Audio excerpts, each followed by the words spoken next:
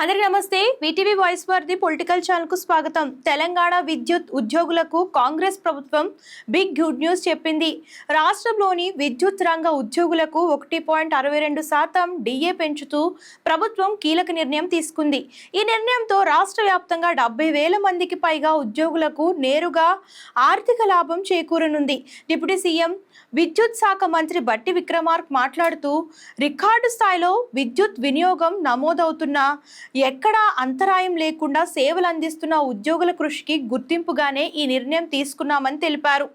TG Transco, TG Genco, TSN, PDCL సహా అన్ని విద్యుత్ సంస్థల ఉద్యోగులకు ఈ డిఏ పెంపు వర్తించనుంది.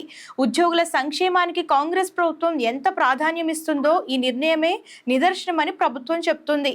మరి ఈ నిర్ణయంపై మీ అభిప్రాయం ఏంటి? కామెంట్స్ చేసేయండి. ఇలాంటి లేటెస్ట్ న్యూస్ కోసం ఛానల్ ఫాలో అవడం, సబ్స్క్రైబ్ చేయడం మర్చిపోకండి.